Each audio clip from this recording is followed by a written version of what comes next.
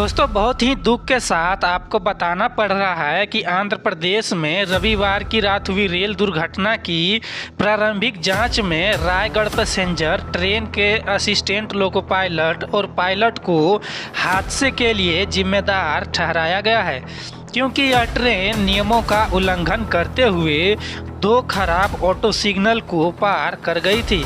इस दुर्घटना में लोको पायलट और असिस्टेंट लोको पायलट की जान चली गई है।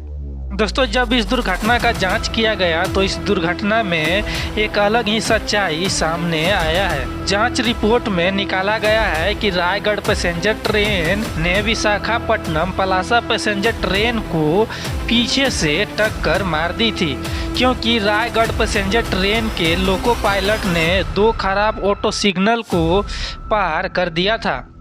रिपोर्ट में कहा गया है कि ट्रेन संख्या 08504 रायगढ़ पैसेंजर ट्रेन के लोको पायलट और सहायक लोको पायलट को जिम्मेदार ठहराया गया है। रिपोर्ट में यह भी कहा गया है कि रेलवे के नियम के मुताबिक ट्रेन को खराब ऑटो सिग्नल पर 2 मिनट के लिए रुकना चाहिए था, फिर 10 किलोमीटर प्रति घंटे की रफ्तार से आगे बढ़ना चाहिए था, लेकिन ऐसा कुछ नहीं हुआ, जिसके कारण यह ट्रेन आपस में टकरा गई। इसमें यह भी कहा गया है कि कंटक्कापल्ली अलमांडा खंड के बीच दो खराब ऑटो सिग्नल थे। यह टक्कर हुई विशाखापट्टनम पलासा पैसेंजर ट्रेन दोनों सिग्नल पर रुकी और फिर 10 किलोमीटर प्रति घंटे की हिसाब से आगे बढ़ती रही।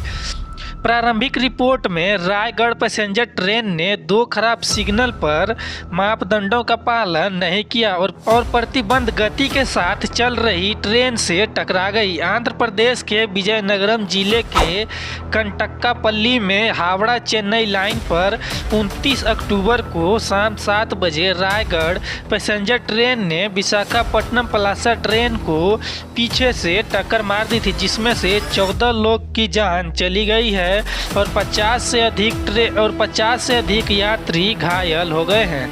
दोस्तों इस घटना को लेकर भारत के पूर्व रेल मंत्री लालू प्रसाद यादव ने अपनी टिप्पणी दी है। देश में लगातार हो रही रेल दुर्घटनाओं की जिम्मेदारी कौन लेगा?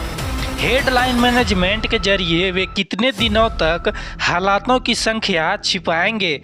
CAG की रिपोर्ट के अनुसार भारतीय रेलवे घाटे में है। उन्होंने निजीकरण के माध्यम से भारतीय रेलवे का सब कुछ नष्ट कर दिया है।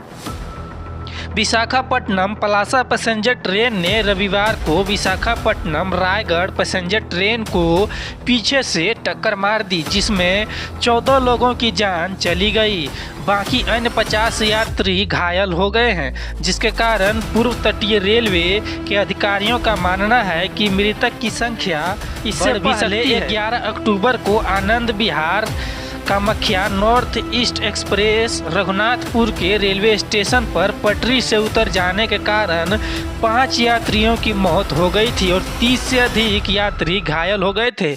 बालासोर ट्रिपल ट्रेन त्रासदी भी ओडिशा में हुई, जब कोरोमंडल एक्सप्रेस और अन्य 2 ट्रेनें एक दूसरे से टकरा गई, जिसमें करीब 292 लोगों की जान चली गई थी। आखिर इस मौत का जिम्मेदार कौन है? दोस्तों यह बयान मेरा नहीं बल्कि भारत के पूर्व रेल मंत्री श्री लालू प्रसाद यादव जी का है।